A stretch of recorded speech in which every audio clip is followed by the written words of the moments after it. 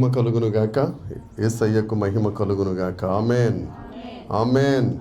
దేవునికి స్తోత్రం. ప్రతి శుక్రవారం ఎల్లప్పుడూ మనం చెప్పుకునే మాటే కీర్తనలు ధ్యానిస్తున్నామండి. ధ్యానిస్తున్నాం. కీర్తనల గ్రంథము 145వ కీర్తన.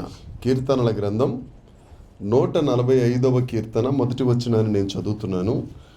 రాజువైన నా దేవా, నిన్ను ఘనపరచెదను, నీ నామమును నిత్యము సన్నుతించెదను.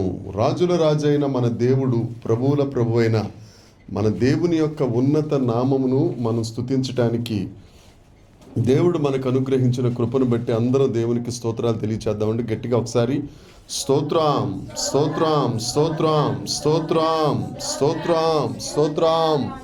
హల్లెలూయా, హల్లెలూయా. ఈ కీర్తన ద్వారా దేవుడు మనతో మాట్లాడినట్లు అందరం ఒకసారి కళ్ళు మూసుకుని, దేవా మీరు నాతో మాట్లాడుతున్నందుకు నీకు వందనాలు ప్రభువా అని అందరం వినయపూర్వకంగా దేవుని యందు భయభక్తులు కలిగి, దేవా నాతో మాట్లాడండి అయ్యా తండ్రి, నీ యొక్క కృపావార్త నాకు వినిపించండి ప్రభువా అని దేవుని దగ్గర ప్రార్థన చేద్దాం. పరలోకమందున్న మా తండ్రి, పరిశుద్ధుడా, కృప కలిగిన యేసుక్రీస్తు ప్రభువా, మహోన్నతుడవైన దేవా, రాజువైన దేవా, మహాగణుడా, మహాదేవుడా, నీకు వందనాలు చెల్లిస్తున్నాం. మేమేమై ఉన్నామో అది కేవలము నీ కృపే ప్రభువా, నీకు వందనాలు తండ్రి. ఇంతవరకు మిమ్మల్ని స్తుతించడానికి, పాడటానికి, దేవని నామమును ఉన్నతం చేయటానికి మీరు మాకు అనుగ్రహించిన నీ కృపకై నీకు వందనాలు చెల్లిస్తున్నాం. ఈ సమయమందు నాయన నీ మాటలు వినాలని మీ ఎదుట దేవ మేము సాష్టాంగపడి ఉండగా, నీ మాట చేత మమ్మల్ని తృప్తిపరిచే దేవుడా, నీ మాట చేత మమ్మలను బలపరిచే దేవుడా, నీ మాట చేత మా ఎముకలలో అగ్నిని పుట్టించే దేవుడా, నీ మాట చేత జ్ఞానాభివృద్ధిని కలుగు చేయువాడా, నీకు వందనాలు చెల్లిస్తున్నాం. చెప్పువాడు పరిశుద్ధాత్మ దేవుడే. తండ్రి ఆత్మయే మీలో నుంచి మాట్లాడుచున్నారు కానీ మాట్లాడున్నది మీరు కాదు అని మీరు ఇచ్చిన వాగ్దానమును చేతబట్టుకుని, ఎన్నిక లేని నేను మీ సన్నిధిలో నిలువబడి ఉండగా, ధైర్యం చేసి ఉండగా, ఈ మట్టిని మరుగుపరచి దేవా నోటికి మాటలు అందించి, దేవని దైవావేశముతో, నీ ఆత్మాభిషేకముతో, నీ ఆత్మ ప్రభావముతో నన్ను నింపి మా అందరితో మీరు సంభాషిస్తున్నందుకై నీకు వందనాలు చెల్లిస్తున్నాం. ఆత్మ చెబుతున్న మాటలు చెవులు కలిగిన మేమందరము విందుముగాక. దేవా నీ కృప దయచేయండి. మీ రక్తమును మా మీద ప్రోక్షించి కొనుచున్నాం. మీ రక్తపు కోటలో మేముండి దేవా నీ మాటలు విని బలపరచబడుటకై సహాయం చేయమని వేడుకొనుచున్నాం. ప్రతి విధమైన సాతాను శక్తుల ప్రభావం, అంధకార శక్తుల ప్రభావం, దుష్ట శక్తుల ప్రభావం, అభ్యంతరకరమైన ఆత్మల ప్రభావం యేసు నామమున ఈ ప్రాంతాన్ని, ఈ ప్రాంగణాన్ని విడిచి పొమ్మని ఆజ్ఞాపిస్తున్నాను. సమస్త మహిమ, ఘనత, ప్రభావములు మీరు మాత్రమే ఆరోపిస్తూ యేసుక్రీస్తు నామమున ప్రార్థించి అడిగి వేడుకొనుచున్నాము తండ్రి. ఆమేన్, ఆమేన్, ఆమేన్. దేవునికి స్తోత్రం, దేవునికి స్తోత్రం. ఈ 145వ కీర్తనలో ఇప్పటికి మనం ఒక 3 వారాల నుంచి ధ్యానిస్తున్నామండి. 1వ వచనం, 2వ వచనం వ్యక్తిగతంగా దేవుణ్ణి మనం ఎలా స్తుతించాలి, ఎలా ఆరాధించాలి అనే వాక్యం గురించి మనం ధ్యానించాం. ఆ తర్వాత 3వ వచనం దగ్గర నుంచి 7వ వచనం వరకు తరము నుండి తరముకు, జనరేషన్స్ టు జనరేషన్స్, మనం ఎలా దేవుని మహిమను, దేవుని యొక్క ఔన్నత్యమును, ఆ దేవుని యొక్క ప్రభావమును మనం ఎలా చాటాలి, దావీదు గారు ఏం చేశారు అనే విషయం గురించి నేర్చుకోవడానికి దేవుడు కృపను గ్రహించారు. ఈ దినమున 8వ వచనం దగ్గర నుంచి 13వ వచనము వరకు, రాజ్యము నుండి రాజ్యము వరకు, నేషన్స్ టు నేషన్స్, ఒక రాజ్యం నుంచి ఇంకొక రాజ్యానికి మన దేవుని గురించి, మన దేవుని యొక్క గొప్పతనం గురించి, ఆయన ప్రభావ మహిమ గురించి, ఎందుకనగా దేవుని గూర్చిన వార్త అది రాజ్య సువార్త. ప్రకటన గ్రంథంలో ఉంటుంది రాజ్య సువార్త. ఆ నిత్య సువార్త మనం దేశ దేశాలకు చాటాలి. ఒకసారి 8వ వచనం చదువుకున్న తరువాత చిన్న మాటలు మనం మాట్లాడుకుని వాక్య భాగంలోకి వెళ్దాం. 8వ వచనం ఒకసారి చదువుదాం. యెహోవా దయాదాక్షిణ్యములు గలవాడు, ఆయన దీర్ఘశాంతుడు, కృప అతిశయము గల దేవుడు. దేవునికి స్తోత్రం. దీర్ఘశాంతుడు అనే మాటలో కోపించుచునే వాత్సల్యము చూపించే దేవుడు అనే నామం కనపడుతుంది. నేను చాలాసార్లు చెప్తుంటానండి, మన దేవుడు మనకు వ్యక్తిగతంగా ఏమై ఉన్నారు అనే విషయం నేను ప్రకటిస్తుండగా దేవుడు నాకు బయలుపరిచింది చాలాసార్లు చెప్పాను. పోయిన వారం రాజ్కుమారి చెల్లెమ్మ గారు అక్కడ కూర్చుని ఒక నామం చెప్పారు, ఎజర్, సహాయకుడు, కృప చూపించువాడు. ఈ దినాన్ని ఒక 4 నామాలు, 4 అయితే 4, 5 అయితే 5, మీరు ఏది ఎంచుకుంటారో అందరూ ఒకటే ఏరేసుకోకండి. 4 ఉన్నాయి కాబట్టి ఈ వారానికి 4 చెప్తాను, వచ్చే వారం ఇంకో 4 అట్లా చెప్తాను. మీకు ఏది ఇష్టమో, మీ పరిస్థితికి ఏది అనుకూలంగా ఉంటుందో, నా దేవుడు నాకు ఇలా అని మీరు అది ఆపాదించుకోవచ్చు. నా దేవుడు ఇదండి, నేను కొమ్రహ్ అంటే దిక్కు, నాకు ఆయన దిక్కు కాబట్టి జెహోవా కొమ్రహ్ అని పెట్టుకున్నాను. చెల్లమ్మకు ఆయన సహాయం చేశారు, కృప చూపించారు. అసలు ఎజర్ అనే మాట బాధలలో నుండి బయటకు తెచ్చేవాడు అని అర్థం. ట్రూ ట్రాన్స్లేషన్ తెలుగులో నిజమే ఆ మాట. మరి ఎక్కడ దొరికింది, ఎలా సంపాదించారు? మొత్తానికి దేవుని కృప, యేసయ్యకే మహిమ. హల్లెలూయా. ఇప్పుడు నా దేవుడు ఏంటని రాజకుమారి చెల్లెమ్మ గారి దగ్గరికి వెళ్ళి అడిగితే ఏమంటారు? జెహోవా ఎజర్. అసలు భలే ఉంటుంది ఆ మాట. మీరు కూడా ఈ చెప్పే 4 ఏదైతే అది, ఒకవేళ మీకు అది అంత క్యాచీగా లేకపోయినా, గుర్తుపెట్టుకోలేకపోయినా, మీరు తెలుగు అర్థమవుతుంది కదా. ఇక్కడ ఎన్ని ఉన్నాయి? 4 ఉన్నాయి. 1 8వ వచనం చదువుదాం. దయా దాక్షిణ్యములు, దయగలవాడు, దాక్షిణ్యం గలవాడు, దీర్ఘశాంతుడు, కృపాతిశయము కలిగిన వాడు. ఈ 4 పేర్లు మీకు చెప్తాను, తెలుగులో రాసుకుని అన్నా ఇదేంటి అని అంటే నేను మీకు అది స్పెల్లింగ్తో సహా నేను రాసిస్తాను, అది మీరు ఉచ్చరించుకోవచ్చు. ఏమండి? అయితే మనం ఉన్నాం, ఒక అపార్ట్మెంట్లో ఉన్నాం, లేకపోతే ఒక ఇండివిజువల్ హౌస్లో ఎక్కడో ఉన్నాం, నివసిస్తాం కదా. పక్కింటి వాళ్ళతో మనం మాట్లాడుతుంటాం, ఒకసారి కాకపోతే ఒకసారన్నా ఏంటి బాగున్నారా అని ఎవరోగా ఎదురుపడిపోయినప్పుడు పలకరించాలి కదండి. పలకరించినప్పుడు బాగున్నామండి అది. కానీ ఇక్కడ ఈ మాట 8వ వచనం దగ్గర నుంచి 13వ వచనం మాట ఏం చెప్తుంది అని అంటే, మా దేవుడు ఇలా అండి, మా దేవుడు అందరికీ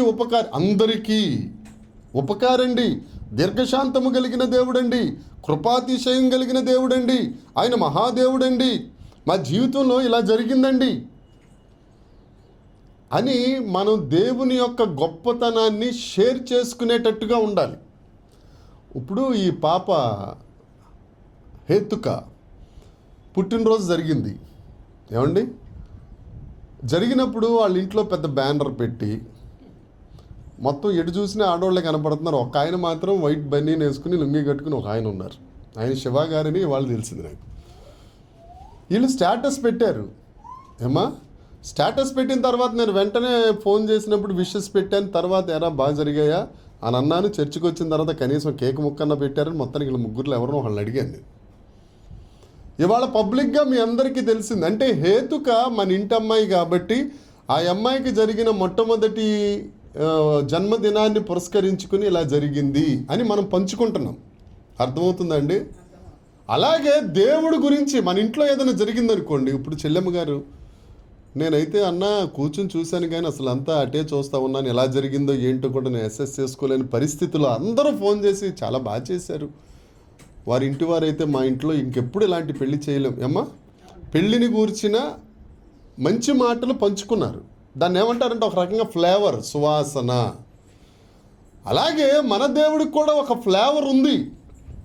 ఎఫెసీ పత్రిక 2వ అధ్యాయం 1వ వచనంలో ఏముంటుంది? మీరు మీ పాపముల చేత, అపరాధముల చేత చచ్చిన వారు ఉండగా ఆయన ప్రాణం పెట్టాడు కాబట్టి ఆయన సువాసనగా మీరు ఉండాలి. ఓ ఫ్లేవర్ ఉంది యేసుక్రీస్తు ప్రభుకి. ఏమిటి ఆ ఫ్లేవర్ అంటే? ప్రేమ. ఇంకా ఏంటి ఆ ఫ్లేవర్స్ అంటే ఏంటి? సువాసనలు. మనం సెంటు కొట్టుకుంటాం, ఒక్కొక్కటి శాండిల్ ఉంటుంది, ఇంకేయో రకరకాలు ఉంటాయి కదా, ఆడవాళ్ళకి బాగా తెలుస్తాయి. ఆ ఫ్లేవర్స్ ఉంటాయి. అలా దేవుడి దగ్గర అందరికీ ఉపకారి, దీర్ఘశాంతుడు, కృపాశయం కలిగిన వాడు, మహాదేవుడు, శాంతమూర్తి. ఇకపో ఎన్నెన్ని చెప్పుకోగలం. మనం ధ్యానించాం కదా ఆల్రెడీ 192. ఏమండి? ఇంకా 800 దగ్గర ధ్యానించాలి మనం, నేను చెప్పిన మాట ప్రకారం. ఆ దేవుని యొక్క ఫ్లేవర్ మన ఎదుటి వారికి చెప్పగలుగుతున్నామా? తరము నుంచి తరానికి చెప్తాం, అది మన ఇంట్లో పని. ఇప్పుడు ఎలిజబెత్ అమ్మగారు ఈ హేతుకాకి దేవుడు ఇలాగా ఉగ్గుపాలతోనే చెప్తూ ఉంటారు కదా, దేవుడు ప్రార్థించేద్దాం, హల్లెలూయా చప్పట్లు కొడతాం. ఇప్పుడు నేను తెలంగాణ ఇంటికి వెళ్ళి ప్రైజ్ లాడ్ చెప్పు, ప్రైజ్ లాడ్, ఆవిడ ప్రైజ్ లాడ్ చెప్పటం. ఏమండి? ఇది తరం టు జనరేషన్ ఇంట్లో జరిగేది. కానీ బయటకు వచ్చిన తరువాత మనం అనగానే జనాలకు అర్థమైపోద్ది కదా, అయితే ముస్లిము లేకపోతే క్రిస్టియన్. ఎందుకంటే ఇది లేదు కాబట్టి, సింధూరం లేదు కాబట్టి. మనం వెంటనే మేమండి ఇలా అనుకున్నాం, మా దేవుడు ఇలా చేశాడండి. ఏమండి, మాట కలపడానికి 1,00,000 మార్గాలు ఉంటాయి. ఆమేన్. మీ గురించి చెప్పక్కర్లేదు. ఏదో రకంగా ఆయన యొక్క ఆ సువాసన అనేది మన దగ్గర నుంచి అవతల వైపుకు వెళ్ళాలి. దేవునికి స్తోత్రం కలుగునుగాక. ఒక రాజ్యం నుంచి ఇంకొక రాజ్యానికి ఏదైనా కానీ ఒక డ్రాప్తోనే, ఒక చుక్కతోనే ఒక పాట్ కానీ ఒక డ్రమ్ము కానీ నిండుతుంది. అంతేగాని ఒక్కసారి బళామని పడిపోదు కదా. ఒక చుక్క. మనందరికీ చిన్నప్పుడు ఒక కథ ఉంటుంది. ఒక గ్లాసులో నీళ్ళంట కిందకున్నాయి. వచ్చి ఏం చేసింది? అబ్బా, రాళ్ళు వేస్తే నీళ్ళు ఏమైనాయి? అన్నీ ఒకసారి రాళ్ళన్నీ వేసైతే గ్లాస్ బదులైపోద్ది. ఒక్కసారి రాళ్ళన్నీ వేసిందని ఒక గ్లాస్ ఏమైపోద్ది? ఒక్కొక్కటి. దానికి ఏం కావాలి? రాత్రి నాగమణి చెల్లెమ్మ గారు చెప్పారు. ఏమని? ఓర్పు కావాలి. ఓర్పే దేనికైనా. నువ్వు ప్రేమలో పరిపూర్ణం అవ్వాలన్నా, సువార్తలో పరిపూర్ణం అవ్వాలన్నా, దేనికి కావాలన్నా ఓర్పు అనేది ఉండాలి. మనం రక్షణలో ఎదగాలన్నా, ఒకళ్ళ దగ్గరికి వెళ్ళి ఒకళ్ళు రక్షించబడాలి అని అన్నా. ఇప్పుడు సతీష్ గారు ఆలాప్షాలను ఒకసారి వచ్చేసాడు అనుకోండి, ఎంత తొందరగా వస్తారో అంత తొందరగా వెళ్తారు. నిదానంగా రావటం మంచిది. ఏమండి, ఇంకో సామెత ఉంది, పరిగెట్టి. సామెతల్లో మీరందరూ పద్మశ్రీ పద్మవిభూషణ్ లాగా ఉన్నారే. నిలబడి తాగాలి. తాగినప్పుడు పునాది గట్టిగా ఉంటుంది. హల్లెలూయా. ఎన్నిసార్లు పడితే తలకు అంత మంచిదంట. ఇప్పుడు అలాగని చెప్పి ఆయన తోసేయకండి కింద. ఏదుకని పట్టుకుని పడు, తల బాగుంటుంది, పడు అని తోయకండి అమ్మ. మామూలుగా వాళ్ళంతటా వాళ్ళు పడితే ఎన్ని తలకి దెబ్బలు తగిలితే తల అంత గట్టిగా ఉంటుందని అంటారు పెద్దలు. ఇక్కడ చెబుతున్న మాట ఏమిటి అని అంటే, చదువుదాం ఒకసారి. 8వ వచనం. యెహోవా దయాదాక్షిణ్యములు గలవాడు, ఆయన దీర్ఘశాంతుడు, కృపాతిశయము కలిగిన వారు. రాజ్యం నుంచి రాజ్యానికి, కుటుంబం నుంచి కుటుంబానికి బయటకు వచ్చి మన దేవుని యొక్క ప్రేమను గురించి చెప్పాలి, దేవుని యొక్క దయను గురించి చెప్పాలి, కనికరం గురించి చెప్పాలి, ఆయన మంచితనమును గురించి మనం తెలియజేసేవారిగా ఉండాలి. తెలియచేసేవారిగా ఉండాలంటే ముందు మనలో ఏముండాలి? నేను భార్యని ఇంట్లో సితగొట్టేస్తా, మా దేవుడు చాలా ప్రేమ కలిగినడన్నా అని చెప్పాను అనుకో, కనపడుతుందిరా అంటాడు ఎదుటోడు. ఏమండి, మా దేవుడు చాలా మంచోడని చెప్పి నేను దుర్మార్గపు పనులు చేస్తున్నాను అనుకో, ఎదుటోడు వింట కదా. అందుకనే నేనేం చెప్తానంటే, మత్తయి, మార్కు, లూకా, మర్చిపోయాలి చెప్పండి అమ్మా, యోహాను సువార్త. ఈ 4 సువార్తల్లో మొదటి సువార్త నేనవ్వాలి, మీరవ్వాలి. ఎందుకంటే జనాలు ఫస్ట్ మనల్ని చూస్తారు. మనం ఎలా ఉన్నాం, మన కట్టుబడి, మన పడికట్టు, మన మాట తీరు, మన బిహేవియర్ ఎలా ఉంది అనేది మనల్ని చూసి మనం చెప్పే మాటలు వాళ్ళు వింటారు. మనం అడిగిన అడగకపోయినా లొడ మాట్లాడేస్తున్నాం అనుకోండి, ఇది డబ్బారా అని ఒక పేరెట్టేస్తారు అంతే.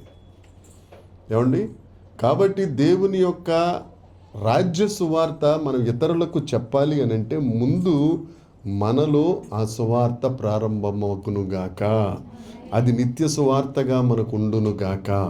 హల్లెలూయా. దేవుడికి ఏమండి, ఒక్క మాట అండి, నేను నమ్మేది యేసుక్రీస్తు ప్రభువుని పూర్ణ హృదయంతో, పూర్ణాత్మతో, పూర్ణ శక్తితో, పూర్ణ బలముతో మనము ప్రేమించిన ఎడలా 6 నెలలు కాకపోతే 6 సంవత్సరాలకైనా కాస్త ఆయన సువాసన మనకు అంటుకుంటుంది. ఆమేన్.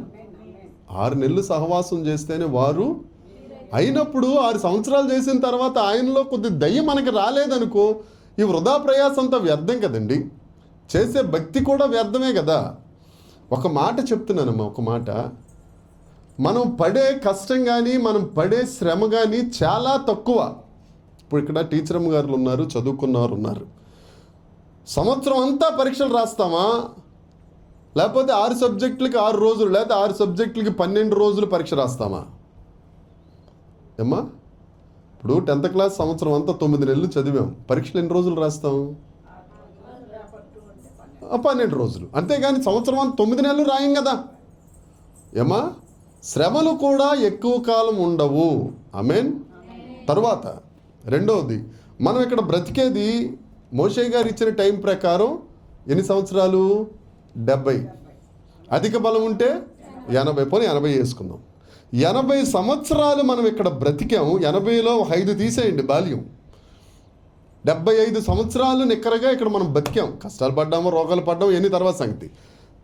పరలోకం వెళ్ళిన తర్వాత ఎన్ని సంవత్సరాలు ఉంటాం? ఏమండి ఇక్కడ ఆఫ్టర్ ఆల్ 75 ఇయర్స్. అక్కడ యుగ యుగాలు ఉంటాం. అక్కడ యుగ యుగాలు ఉండుట కొరకు నువ్వు 75 సంవత్సరాలకి 6వ సంవత్సరంలోనే నువ్వు రక్షణ పొందవు.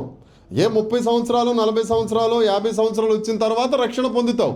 ఒకవేళ 40 సంవత్సరాలకు మధ్యస్థంగా తీసుకుందాం, 35 సంవత్సరాలు దేవుని యొక్క ఆ సువాసన కలిగి మనం బ్రతికితే యుగ యుగాలు అక్కడ ఉంటాం కదా. ఈ పరీక్షల ముందు కొంతమంది నాలాంటి వాళ్ళు ఏం చేస్తారంటే సంవత్సరం అంతా చదవరు. ఎప్పుడు చదువుతారు?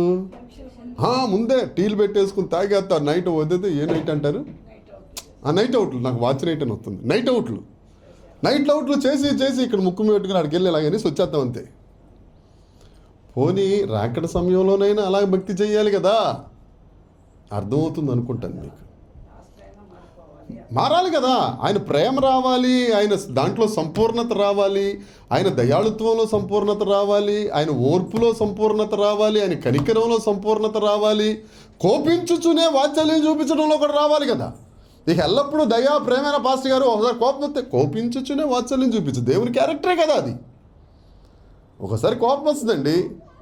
మొన్న నా తంటాలు లేని పడి ఎక్కడి నుంచో డ్రైవ్ చేసుకుంటా వర్షంలో ఒక్కడనే మంచి ఆరాధన చేసుకుంటాను. ఎక్కడో ఉన్నాను, బండి వెళ్ళిపోతుంది, మంచి ఆరాధన చేస్తాను. నీకు ఎవరు లేరు కదా. నా మాట ఎవరికి వినపడదు, ఎవరి మాట నాకు వినపడదు. ఎంత గట్టిగా అరిసినా సరే నా రాజ్యం నాది. వెళ్ళిపోతుంటే ఒక పిల్లాడు ఫోన్ చేశాడు. ఎత్తకూడదు అసలు. సరేలే, ఏ హడావిడిలో చాలాసార్లు చేశాడు, ఎత్తట్లేదు ఈ మధ్యన. చేసి ఆయన ప్రేమ కథ చెప్పుకొచ్చాడు నాకు. ఎప్పుడు? ప్రయాణంలో. ఆయన ఏం చదువుతున్నాడు? Intermediate first year. ఆ అమ్మాయి అంటే ఈయన వదిలేసి వెళ్ళిపోయిందట. నేను పెళ్లి చేసుకుందాం అనుకున్నాను డార్లింగ్. నేను డార్లింగ్ అని అంటానులేండి అతన్ని. కొంతమందిని అలాగ అంటూ ఉంటాను. పెళ్లి చేసుకుందాం అనుకున్నాను డార్లింగ్. ఆ అమ్మాయి నన్ను విడిచిపెట్టి వెళ్ళిపోయింది. ముందు నేను రిజెక్ట్ చేశాను, ఇప్పుడు ఆ అమ్మాయి రిజెక్ట్ చేశాను. ముందు ఎవరు చేయమన్నాను నేను రిజెక్షన్ అన్నాను. అంతా అయిపోయిన తర్వాత సరే వదిలేది నానా, అయిపోయింది కదా. ఫస్ట్ నీ స్టడీస్ చూసుకో, తర్వాత నీ స్పిరిచువల్ లైఫ్ చూసుకో, నువ్వు నిలబడు. అప్పుడు మంచి వాళ్ళు వస్తారు. ఎందుకు వచ్చింది తలకాయ నొప్పి. అస్సలు నా కళ్ళు తెరిసిన కళ్ళు మూసిన అమ్మాయి కనపడుతుంది. ఏం చేద్దాం అనుకున్నాను. పెళ్లి చేసేసుకుంటాను. సరే చేసేసుకో. ఇప్పుడు నేనేం చేయను. మీరేం మాట్లాడతాను. మళ్ళీ నేనే మధ్యవర్తిని ఇంటర్మీడియట్లో. అయిపోయిన తర్వాత ఎలా పోషిస్తావు అని అంటే, ఏమన్నా అంకులు ఆ అమ్మాయిని డబ్బులు తెమ్మంటాను. వెళ్ళి పిచ్చి 70 కిలోమీటర్లు తిట్టానండి. 70 కిలోమీటర్లు. ఇక్కడికి వచ్చిన తర్వాత కూడా ఫోన్ చేశాడు. ఆ ఫోన్కి తిట్టకుండా తిట్టాను. మళ్ళీ వాళ్ళు ఏమన్నా హిందూ ఫ్యామిలీనా, పురాతన 4-5 తరాల నుంచి ఒక క్రిస్టియన్ స్టాండర్డ్స్ ఉన్నవాళ్ళు, ఒక మంచి చర్చి వాళ్ళు మెయింటైన్ చేస్తున్నారు వాళ్ళు. నేను కూడా వెళ్ళి వాక్యం చెప్పొస్తుంటాను సంవత్సరానికి ఒకసారి. ఏమండి, అలాంటి వాళ్ళకి ఈయన గారు ఇంకో భయంకరమైన మాట అన్నారు. ఆడపిల్లలు ఉండకూడదు, ఆ మాట చెప్పకూడదు. కానీ ఇప్పుడు ఇన్ని సంవత్సరాలు ఉండి ఆయన గారు ఏం సంపాదిస్తామని, ఎక్కడికి వెళ్దామని, ఏం చేద్దామని, ఏమైపోయింది పరిస్థితి. ఏమండి, మంచి జ్ఞానం కలిగినాడు. మళ్ళీ 10th క్లాస్ ఫస్ట్ క్లాస్ వచ్చింది. ఇంటర్మీడియట్ ఫస్ట్ ఇయర్ ఇంచుమించు డిస్టింక్షన్లో పాస్ అయ్యాడు. ఆయనకి ఈ బాధ. ఎందుకు చెప్తున్నాను అని అంటే, ఇన్ని సంవత్సరాలు ఉన్న తరువాత కూడా మనం దేవుణ్ణి గురించి కాస్తంత కాకపోతే కాస్తంత. మీరు ఎప్పుడన్నా హవ్వాయి చెప్పులు తెలుసా మీకు? హవ్వాయి చెప్పులు ఏమండి, ఒకసారి నేను సువార్త కొండల్లో ఉన్నప్పుడు, అప్పుడు చెప్పులు కూడా ఉండేవి కాదు నాకు. హవ్వాయి చెప్పులు ఎక్కడో కొనుక్కున్నాను. మొత్తానికి పారాగాన్ అంటారు కదా, అవి కొనుక్కుని వెళ్తున్నాను. అక్కడికి వెళ్ళి నేను ఏం చేసి వచ్చాను అని అంటే, ఒక డెవిల్స్ పొసెస్డ్, ఒక దెయ్యం పెట్టిన వాళ్ళు ఉంటే వాళ్ళకి వదిలించేసి ఆ కాలువ దాటి శ్మశానం దాటి మెయిన్ రోడ్డుకి ఎక్కాలి. ఏజెన్సీ ప్రాంతం కదండి. దెయ్యం వెళ్ళిపోయింది. నేను కూడా జాగ్రత్తగా బైబిల్ బ్యాగ్ కూడా ఉండేది కాదు. సునీతమ్మకి చెప్పానమ్మ ఇలాంటి బ్యాగుల్లో పాలిథిన్ కవర్లో ఉండదు. అప్పుడు నాకు పరిస్థితి అదే. పట్టుకుని నడుచుకుంటూ వస్తున్నాను హవ్వాయి చెప్పులు. ఏరు దాటిన తర్వాత చెప్పులు తడుస్తాయి కదా, శ్మశానంలోంచి నడిచి వస్తుంటే ఈ రాళ్ళు అంటుకుని అది ఒకటి నాకు ఈపుకు తగులుతుంది. నేను చేసిన పని ఏంటి? దెయ్యాన్ని వెళ్ళగొట్టాను. అక్కడ దేంట్లోంచి వస్తున్నాను? శ్మశానంలోంచి వస్తుంటే దెయ్యమే వెనకాల వచ్చి రాళ్ళు ఇసురుతుందేమో అని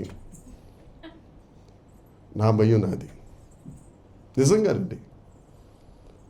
జీమాడుగులు దాటిన తర్వాత, జీమాడుగులని ఒక ఊరు ఉంది, కొద్దిగా అన్నల ఊరది. అది దాటిన తర్వాత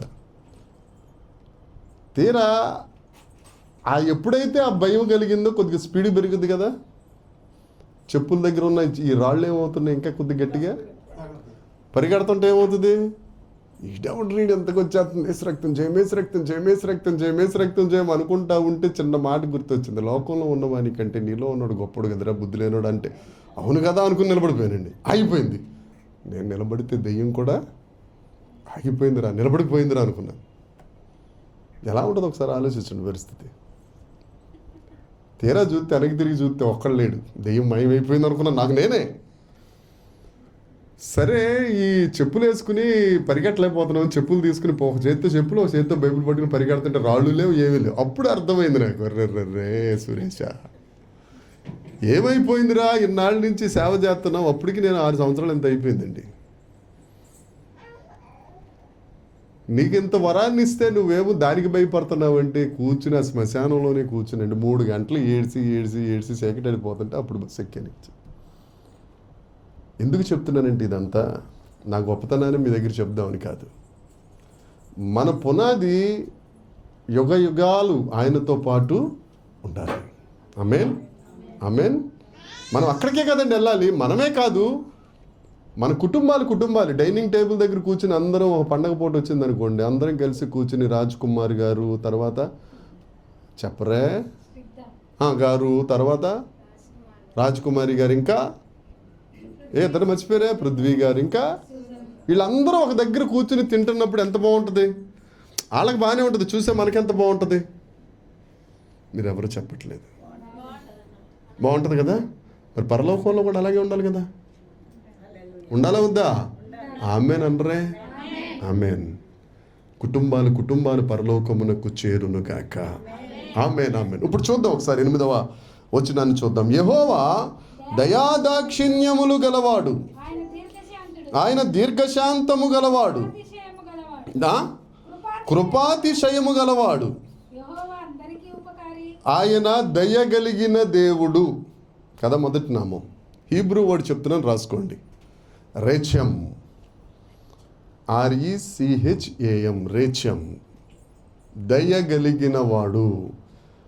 జెహోవా రేచం అంటే నా దేవుడు ఎలాంటి దేవుడు? దయగలిగిన వాడు. ఎవరు పెట్టుకుంటారో పెట్టుకోండి.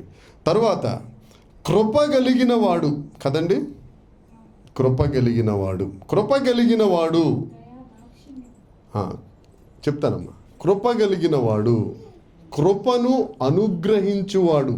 కృపగలిగిన వాడు అంటే అనుగ్రహము చూపువాడు. నాకు వారి అనుగ్రహం ఉంటే బాగుంటుంది అని అంటాం కదా, బాగుంటుంది అనుగ్రహం అనమాట. కృపగలిగిన వాడు అంటే మన పట్ల అనుగ్రహము చూపువాడు. షహన్నం ప్రతిదానికి వెనకాల వస్తుందండి. అది హీబ్రూ వర్డ్స్లో ఉన్న మాట.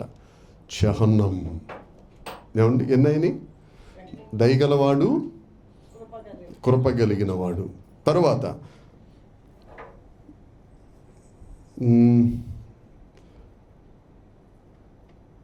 కృపాతిశయము గలవాడు, లేకపోతే గొప్ప కృప చూపించువాడు. రెవ్ షహెద్, డివైన్ షహెద్ అంటే దైవిక కృప. నా కాలు జారినని నేను అనుకొనగా, అప్పుడు చెప్పాను డివైన్ షహెద్, దైవికమైన కృప. రెవ్ షహెద్ అని అంటే గొప్ప కృప, కృపాతిశయము గలవాడు. నా దేవుడు కృపాతిశయం కలిగిన దేవుడు అండి. నా పట్ల గొప్ప కృప చూపించుచున్నవాడు అని అర్థం. కోపించుటకు, దీర్ఘశాంతుడు మీన్స్ కోపించుటకు ఆలస్యము చేయువాడు. దీర్ఘశాంతుడు అంటే అర్థం కదమ్మా, దీర్ఘశాంతము గలవాడు, చాలా కాలము శాంతము కలిగిన వాడు. లేకపోతే కోపించుటకు ఆలస్యము చేయువాడు, లేకపోతే కోపించుటకు అలక్ష్యము చేయువాడు. ఎజెహ్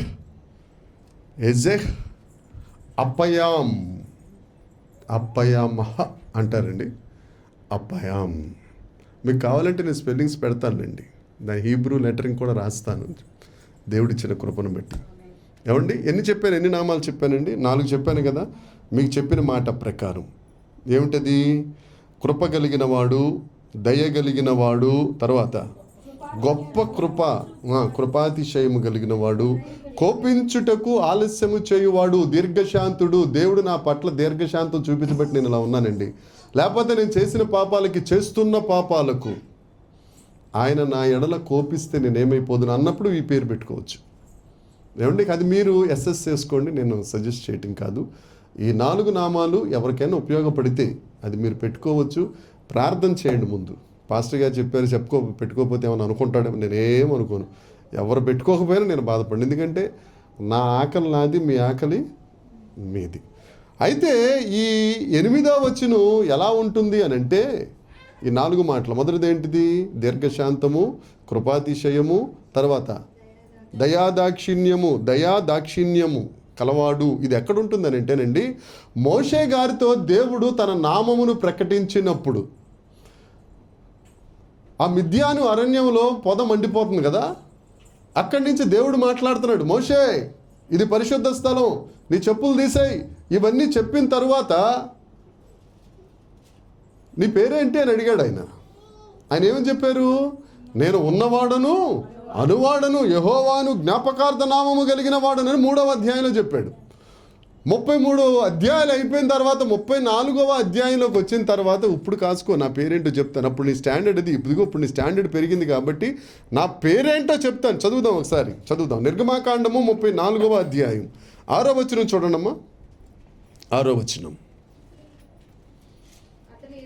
అతని ఎదుట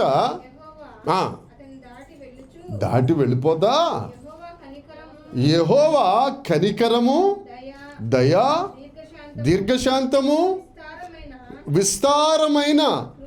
ఇప్పుడు ఈ 4 మాటలు అవే కదండి. విస్తారమైన కృప, సత్యములు కలిగిన దేవుడైన యెహోవా.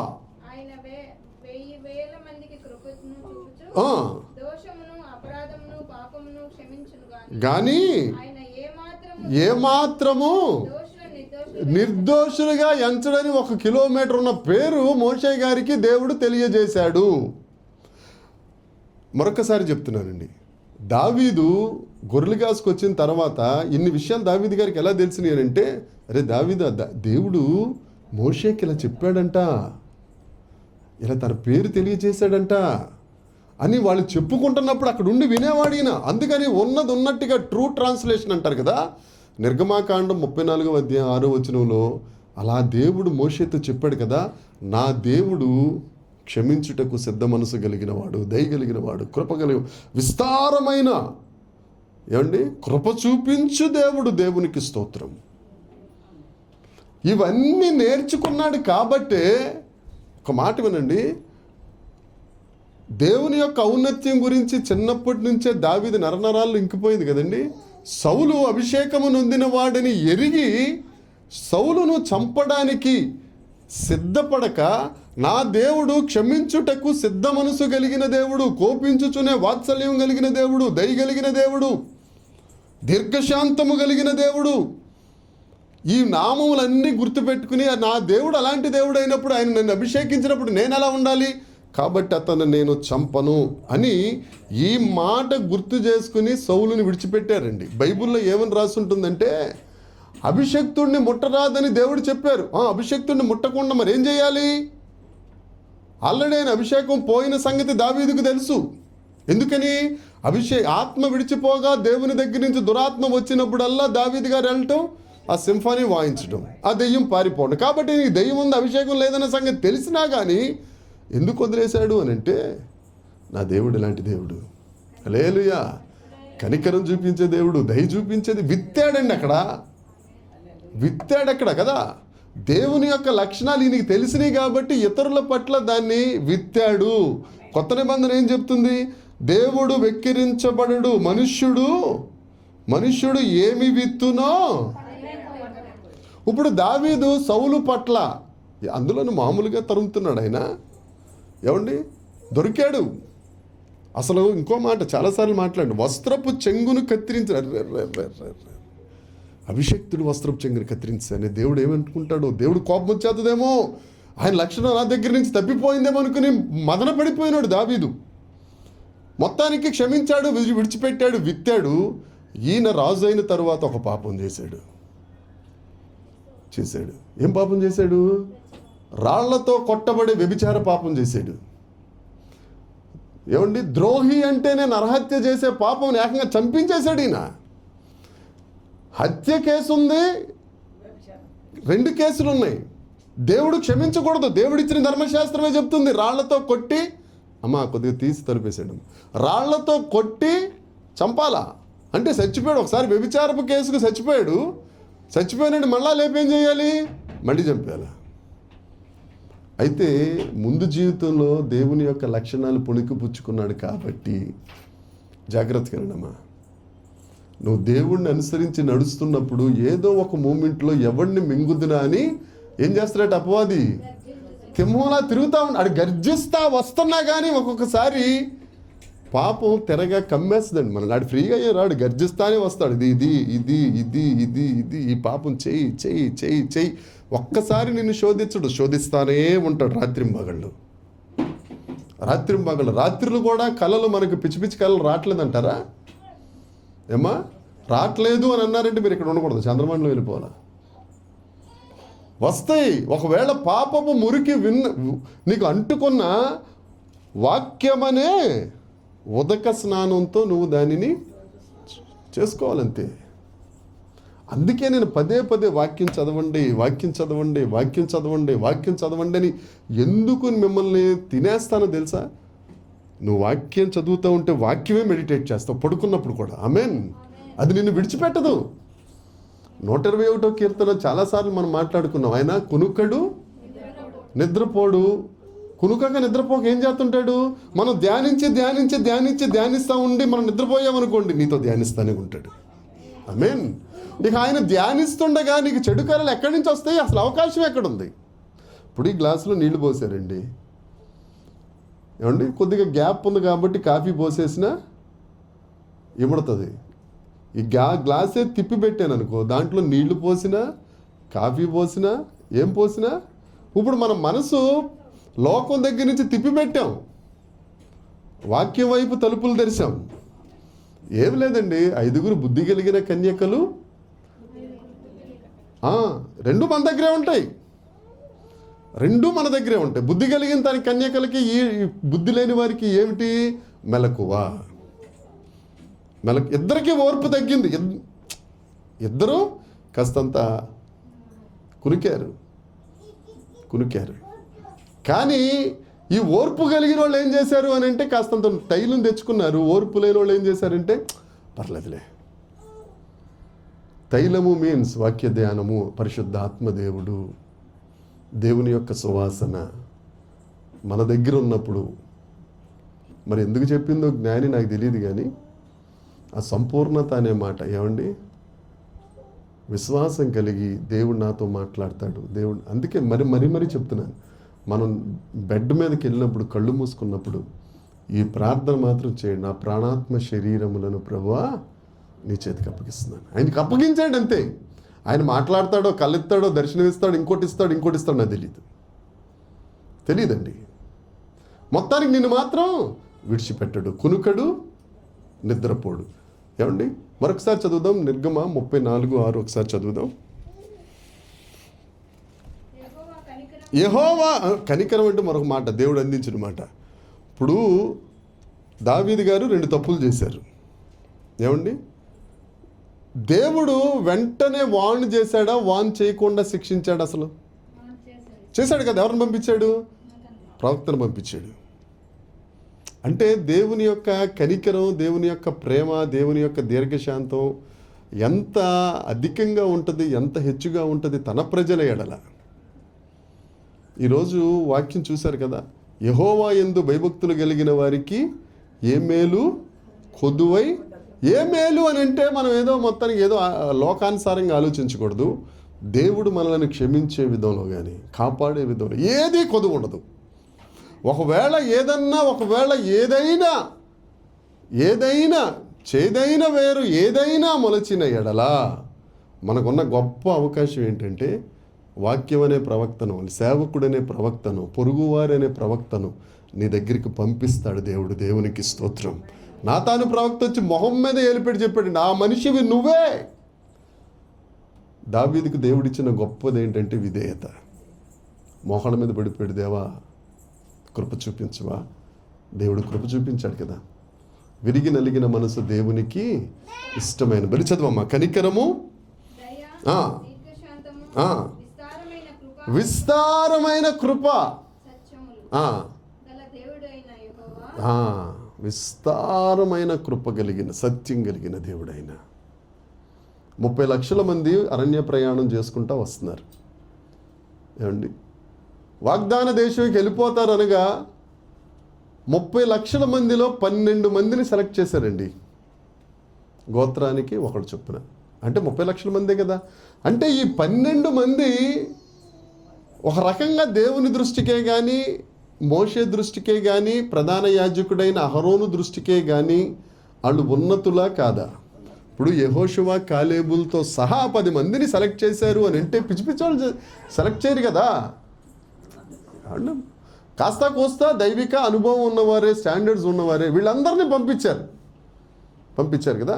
పంపించిన తర్వాత వేగు చూడడానికి వెళ్ళి వాళ్ళు ఏమన్నా 1 రోజు 2 రోజులు కాదు, 40 రోజులు తిరిగారు. మొత్తం అంతా మళ్ళీ వేరువేరుగా తిరగల, గ్రూపుగానే తిరిగారు అమ్మా. తిరిగి వచ్చిన తర్వాత రిపోర్ట్ ఏమని ఇస్తున్నారు? 10 మంది వాళ్ళ దృష్టికి మిడతల వలే ఉన్నాం అని అంటే, 2 మాత్రం బట్టలు చింపేసుకున్నారండి. అర్రే అంత మాట అంటున్నారండి. 8వ వచనం చూడండమ్మా. సంఖ్యాకాండము 14వ అధ్యాయం 8వ వచనం 9వ వచనం చూడండి. సంఖ్యాకాండం 14వ అధ్యాయం.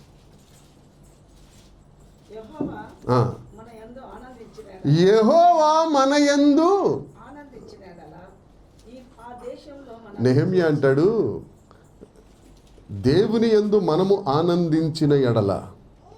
నెహెమ్యా 9వ అధ్యాయం ఇంటికి అందరు చదువుకోండి. దేవుడు మనము దేవుని యందు ఆనందించిన ఎడల నూతన బలము పొందుకుంటాం. మనం దేవుళ్ళు ఆనందిస్తే, ఏమండి ఆనందిస్తుంటాం. ఆరాధన జరిగినప్పుడు, వాక్యం మనకు, ఆత్మదేవుడు మనల్ని తాకినప్పుడు, ఆహా క్రొవ్వు మెదడు దొరికిన అనుభవం, ఆనందిస్తాం. అప్పుడు బలం వస్తుంది. కానీ ఇక్కడ ఏమంటున్నాడండి? తిరగేసి మాట్లాడుతున్నాడు. దేవుడే మన యందు ఆనందిస్తే ఇప్పుడు ఈ 12 మంది ఎలాంటి వాళ్ళు? దేవుని యందు ఆనందింప చేయుటకు అర్హత కలిగిన వారు. ఏమండి, వారు దేవుని యందు ఆనందిస్తూ బలం కలిగిన వాళ్ళు కాబట్టి వేగులు వారు వెళ్ళారు. అక్కడికి వెళ్ళిన తర్వాత, అయ్యి బాబోయ్ దేవుడు మన కొరకు ఇంత చేశాడు, దేవా నువ్వు కృప కలిగినోడువయ్యా, మేము బానిసలం తండ్రి, దీర్ఘశాంతుడవు ప్రభువా అని దేవుని యందు వీళ్ళు ఆనందిస్తూ దేవుణ్ణి ఆనందింప చేయాలి వారి స్థుతులతో. కానీ తిరిగి వచ్చి ఏమంటున్నారు? దేవుణ్ణే కించపరిచి మాట్లాడుతున్నారు. ఇప్పుడు నా పిల్లలు తిడితే నన్ను తిట్టినట్టే కదండి, అవునా కదా? ఇప్పుడు వీళ్ళు వెళ్ళి ఏమని అంటున్నారు? మిడతలతో పోలుతున్నారు దేవుని పిల్లల్ని. అంటే దేవుడిని తక్కువ చేసి మాట్లాడినట్టే కదా. ఇప్పుడు దేవుడు ఆనందించడు కదా. అందుకే కాలేబ్ అంటాడు, దేవుడు మన యందు ఆనందిస్తే, ప్రియా సంగమా, అక్కడున్న 30 లక్షల మందిని అంటున్నాడు అని ఏమంటాడు? దేవుడు మన యందు ఆనందిస్తే ఏం జరుగుతుందట? దేశం మనకి ఇచ్చేస్తాడు కదా. దేవునికి స్తోత్రం కలుగును గాక. చెప్దామండి, మనం దేవుడి యందు ఆనందిస్తే, నేను దేవుని యందు ఆనందిస్తే నాకు బలం వస్తుంది. అంతే, ఒక్కడికే ఆ బలం నాకే. ఇప్పుడు హార్లిక్స్ తాగాను, బూస్ట్ ఈజ్ ద సీక్రెట్ అవు.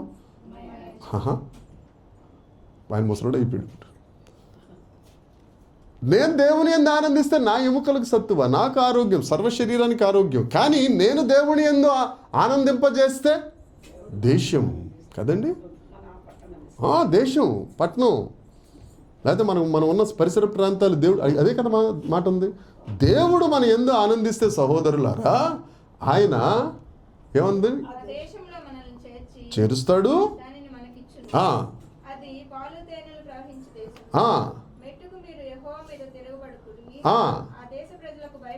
పడద్దు, ఆహారం అయిపోతారు. ఏంటమ్మా ఆ దేశం మీద ఏముంది? నీడుంది. ఏ నీడా? దురాత్మల నీడుంది. అమ్మ అర్థమవుతుందా?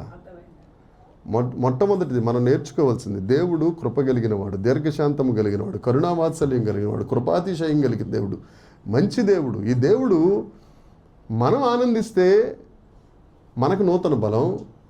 మనం ఈ క్యారెక్టర్స్ సువాసన కలిగి ఆయన్ని ఆనందింపజేస్తే దేశాన్ని ఇచ్చేస్తాడు. అంతేకాదు ఆ ఇచ్చిన దేశం అప్పుడు దురాత్మల నీడతో ఉంది. మనం దేవుణ్ణి ఆనందింపజేస్తే ఆ నీడా పో, యేసురామును పో అని చెప్పాల్సిన అవసరం లేదు. ఇప్పుడు ఎలిజబెత్ అమ్మగారు వాళ్ళు మరలా వ్యాపారం రెన్యువేట్ చేశారు, తిరిగి పునః ప్రారంభించారు. ఆ మొత్తానికి ఉంటుంది, చిన్న నీడ ఉంటుంది. ఏ నీడ? ఆ నీడ ఉంటుంది. మనం వెళ్ళిన తర్వాత కుటుంబం మొత్తం దేవుని యందు ఆనందిస్తూ, సంఘం మొత్తం దేవుని ఆనందిస్తూ, సంఘం ఒక కుటుంబంగా ఉండి దేవుని యందు ఆనందిస్తున్నప్పుడు ఆ వ్యాపారం అభివృద్ధి చెందునుగాక మనం ప్రార్థన చేస్తాం. ఏమండి? ప్రార్థన చేస్తున్నప్పుడు మళ్ళీ అక్కడికి వెళ్ళి సాతానా పో అని చెప్పాల్సిన అవసరం లేదు. సాతాను దానంతటదే ఎవరు తొలగిస్తారు? దేవుడే తొలగిస్తాడు. ఆమేన్, ఆమేన్. ఇక వీళ్ళు మాటలు వింటలేదని మోషే గారు వారితో చెప్తాడు. 18వ వచనం చదవండి. అదే అధ్యాయం సంఖ్య.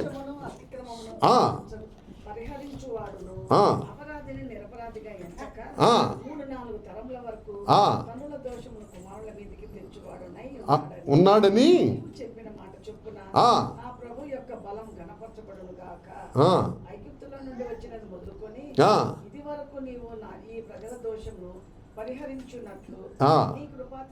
నీ కృపాతిశయము చేత హల్లెలూయా క్షమించు. దేవునికి స్తోత్రం. ఒకవేళ ఎవరైనా కుటుంబంలో పిల్లలన్న తర్వాత దారి తప్పటం సహజం.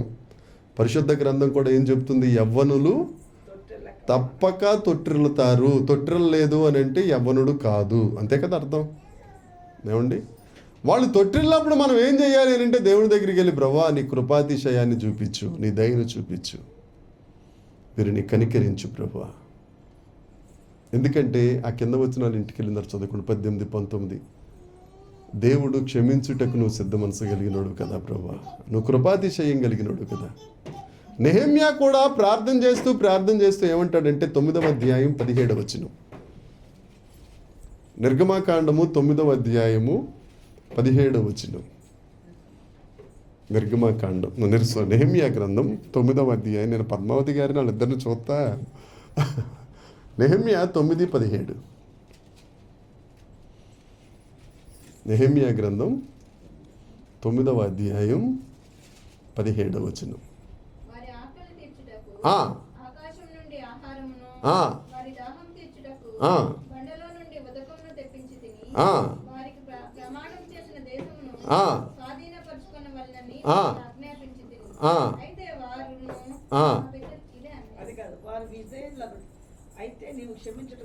క్షమించుటకు దయావాత్సల్యం కలిగిన వాడును,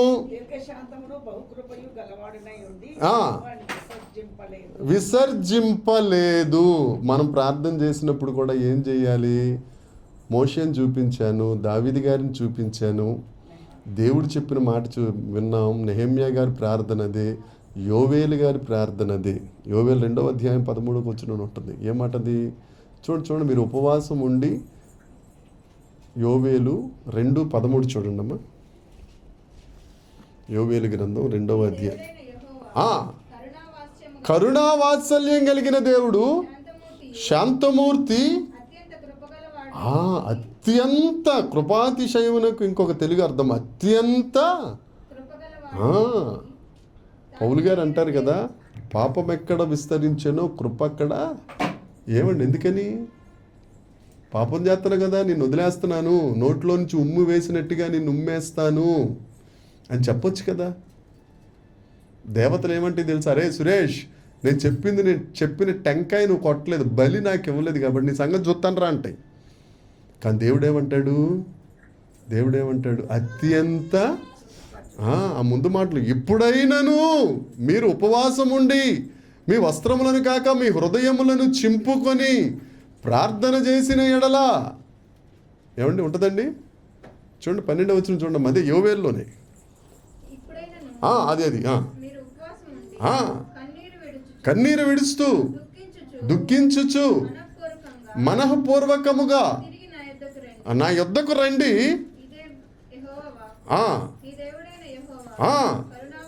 కరుణావాత్సల్యం కలిగిన దేవుడు. దేవుడు దగ్గరికి వెళ్ళిపోతే ఆయన ఏంటి, ఎలాంటి దేవుడో తెలుసా అండి? ఏమండి, ఇప్పుడు మన పిల్లలు తప్పు చేశారండి, మనకు చాలా బాధ కలిగింది, మనం బాధపడుతున్నాం సంగతి వాళ్ళకే అర్థమయ్యింది. కానీ ఏదో వయసు వరవడిలో మొత్తానికి తప్పు అయిపోయింది. ఒకనొక డే వాళ్ళు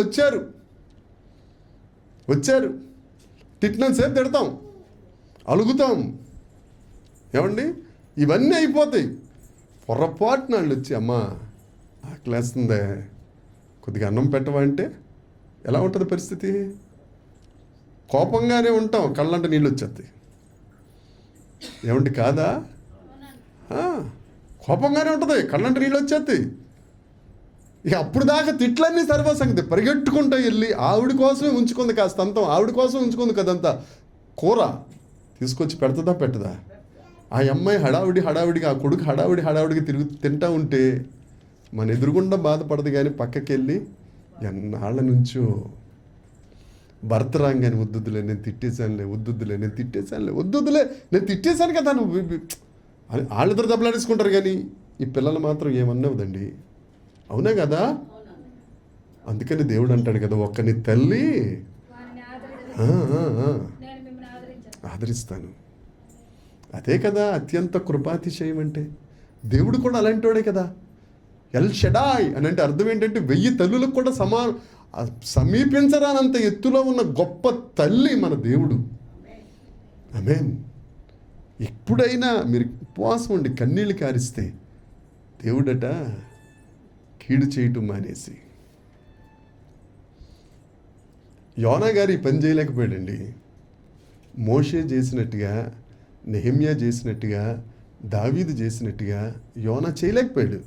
యోనా ఏమంటాడు దేవుడితో, నువ్వు ఎలాంటాడు ప్రభు, వాళ్ళు ప్రార్థన చేస్తారు, నువ్వు ఒప్పేసుకుంటావు. 3వ అధ్యాయం ఆఖరి వచనం చదవండి. యోనా వాళ్ళందరూ ఉపవాసం ప్రకటించుకున్నారండి. అందరూ ఎవరెవరు, పెద్దలు, చిన్నలు, చంటి పిల్లలు, కుక్కలు, గాడిదలు, మొత్తం అందరూ ఉపవాసం ఉండి ప్రకటించుకుని నిష్కర్ష చేసి ప్రార్థన చేస్తూ ఉంటే 3వ అధ్యాయం ఆఖరి వచనం చూడండి. యోనా స్తోత్రం, హల్లెలూయా. యోనా గ్రంథం 3వ ఆఖరి వచనం. అమ్మా 3వ అధ్యాయరా ఆఖరి వచనం రా, ఆఖరి వచనం.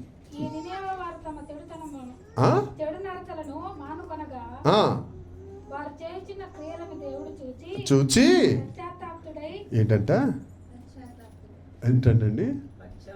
ఒక ఆయన అంటాడు, ఇదే వాక్యం ఒక దగ్గర చెప్తుంటే విశాఖపట్నంలో, దేవుడు పశ్చాత్తాపడతాడా? దేవుడికి ఫీలింగ్స్ ఉంటాయా అన్నప్పుడు నేను వెంటనే కన్నీరు కార్చెను అనే మాట దేవుడు ఏడుస్తాడా? చిచ్చి, ఆయన దేవుడు ఎందుకు అవుతాడు? మరేమవుతాడయ్యా? ఇప్పుడు యేసుక్రీస్తు ప్రభు ఉన్నారు, 100% మానవుడు, 100% మనల్ని సృజించినవాడు, మనల్ని నిర్మించినవాడు, తన చేతి పని, తన స్వరూపం, తన పోలిక మనకి ఇచ్చిన దేవుడు మనకి ఫీలింగ్స్ ఇచ్చినప్పుడు, నోటి మాటను కలిగిన దేవుడు, నోటి మాటను ఇచ్చినవాడు, వినికిడిచ్చినవాడు, చూపునిచ్చినవాడు, పశ్చాత్తాప పడతాం మనం, ఆయన పడతాడు. రే నా పిల్లలు రాయిళ్ళు.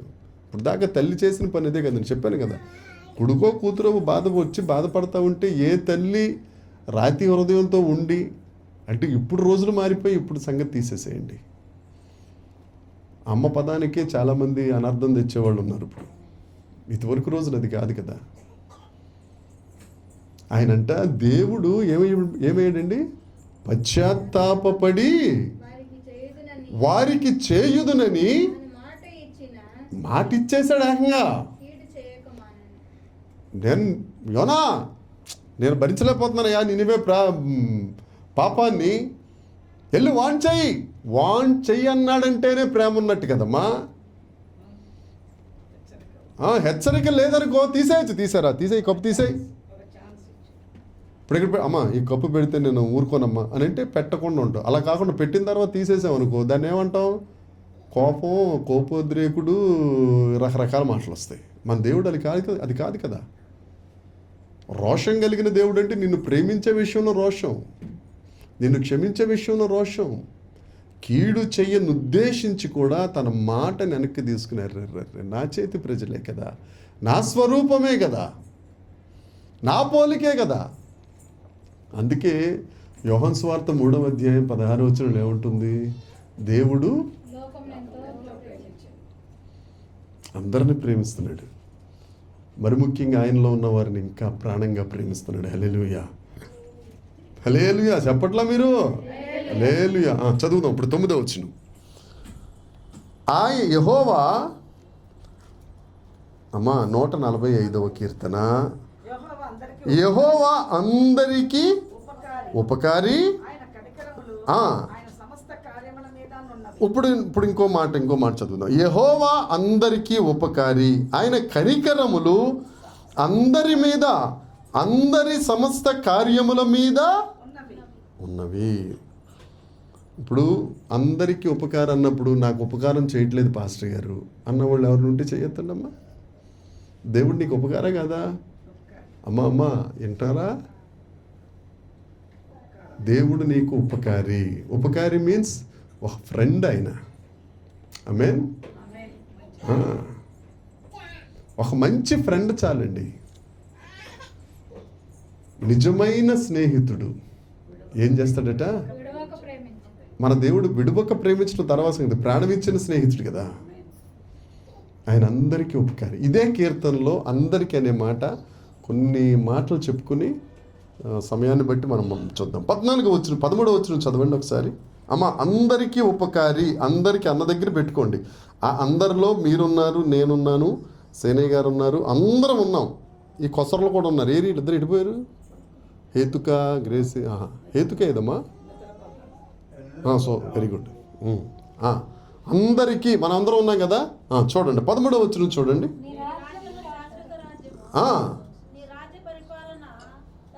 అంటే అందరి మీద రాజ్య పరిపాలన. ఇప్పుడు మనందరి మీద ఏముంది? ఆయన రాజ్య అడ్మినిస్ట్రేషన్ ఉంది కదా, అంతేనమ్మా? ఆయన పరిపాలన చేస్తున్నాడు మనల్ని. అమ్మా జాగ్రత్తగా నండి కాస్తంత. మన మీద ఎవరి పరిపాలన ఉంది? మనకు అధిపతి ఎవరు అంటే ఆయన ఆర్డర్ వేస్తాడు కదా. బైబిల్ చదువు. మనం ఏం చేయాలి? చేయట్లేదు అని అంటే అవిధేయత. ఆ రాజ్య పరిపాలన నాకు అక్కర్లేదు అనగానే ఇంకోటి కూడా, నువ్వు అక్కర్లేదు బైబిల్ చదవను అని అనగానే నువ్వు దేన్ని తన్నేస్తున్నావో తెలుసా? ఆయన మనకు చేస్తున్న ఉపకారాన్ని నువ్వు తంతున్నావు. అర్థమైతే హల్లెలూయా చెప్దామా? నీవు చేసిన ఇంకెక్కడ ఉంది ఉపకారం? నేను బైబిల్ చదవనని చెప్పేశావు కదా. నీ పరిపాలన నాకు అక్కర్లేదు, ఐ యామ్ ద బాస్ అని అన్నావు అనుకో, సరే అంటాడు ఆయన. అని ఎటుపోతావు? భూమి గుండ్రంగా ఉండెను. గుండ్రంగా ఉన్న తర్వాత మళ్ళీ ఎక్కడికి రావాలి? అవిధేయత దగ్గరికి. అవిధేయత తన్నేసి విధేయత వచ్చేయాలా? కాదు, ఈ లోపల కొంత టైం వేస్ట్ అయిపోద్ది. నీ వయసు పాడైపోద్ది. చీడ పురుగులు తినేస్తాయి, పసర పురుగులు తినేస్తాయి, గొంగల పురుగులు తినేస్తాయి. మళ్ళీ ఆయన దగ్గరికి వస్తే కృపాతిశయం కలిగినాడు కదా. మళ్ళీ యోవేలు గ్రంథమే తినేసింది మొత్తం. మళ్ళా ఈ లోపల మొత్తం టైం పోయింది కదా. తినేసింది అయితే ఇంత టైం ఇవ్వడు కదా. మీరు మాట్లాడలేదు, టైం వేస్ట్ అయిపోయింది కదండి. కాబట్టి రాజ్య పరిపాలన తోసేయొద్దు. ఆమేన్. 14వ వచనం. ఆయన అందరికీ ఉపకారి. పడిపోవు వారిని అందరినీ. అంటే ఇప్పుడు అందరూ ఏం చేస్తారు? అమ్మా అందరూ ఏం చేస్తారు? పడిపోతారు. రాజ్య పరిపాలనలో ఉన్నా పడిపోతాం. నేను పడన పాస్టర్ గారు అనగానే మళ్ళీ చంద్రమండలం వెళ్ళిపోవడమే. అక్కడ ఉండాలి మనం. పడిపోతాం అంటే పడిపోవడానికి పాస్టర్ గారు చెప్పారు కాబట్టి మనం కావాలని పడిపోతాం అంటే తప్పు నాది కాదు, నీదే. కొంతమంది కావాలని అరే జాగ్రత్త అంటే జాగ్రత్త ఎలా జాగ్రత్త చూస్తాను పడు. నొప్పి ఎవరు అనుభవిస్తారు? పడినోళ్ళు. నేను వచ్చి లెగదీస్తాను. చెప్పినోడిని నేనేం చేస్తాను? లేస్తాను. రే చెప్పానా? అమ్మ కాదు, అబ్బా కాదు, పక్కకు వచ్చి కూర్చో. రెండోసారి మళ్ళీ అక్కడికి వెళ్ళి జారటానికి అవకాశం లేకుండా కూర్చోబెడతాడు పక్కన. ఇప్పుడు సతీష్ అయ్య గారు పడ్డారు, లేపాడు, ఇప్పుడు ముగ్గురు మొయ్యాల్సి వస్తుంది ఆయన కదా. 2 నెలలు అలా పడుకోవడం అంటే ఒకసారి ఆలోచించండి. ఎటు చూసినా గోడలే, ఎటు చూసినా మందుల వాసన, ఎటు చూసినా కాళ్ళు చేతులు ఇరిగిన వాళ్ళు, ఎటు చూసినా అబ్బా అమ్మా అయ్యే సౌండ్లు. ఆ కారులో వస్తున్నప్పుడు ఫోన్ చేసి, పాస్టర్ గారు జైల్లో నుంచి వచ్చినట్టు, ఎవడు వెళ్ళమన్నాడు జైల్లోకి కదా. ఆయన పడిపోవు వారిని అందరినీ ఉద్ధరిస్తాడు. ఎప్పుడైతే ఆయన అందరికీ ఉపకారయ్యాడో, ఆయన రాజ్య పరిపాలన కింద ఉన్న తర్వాత కదా, అప్పుడప్పుడు కొద్దిగా అన్నం ఎక్కువ తినేసాం అనుకోండి, ఏమవుతుంది? మొత్తు. ప్రార్థన ఏమవుద్ది? తడబడుతుంది కాస్త.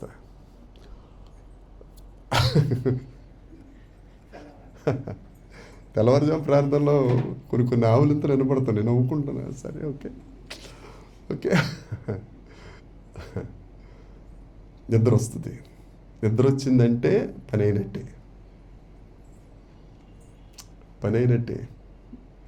నా అనుభవం చెప్పమంటారా? చెప్పుతో కొట్టేసుకునేవాడిని మూతి మీద.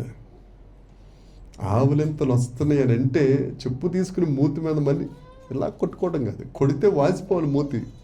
ఒక ఆయన మూత ఉంటుంది, అంత వాసిపోయి ఆయన మూతిలాగా అయిపోయేది.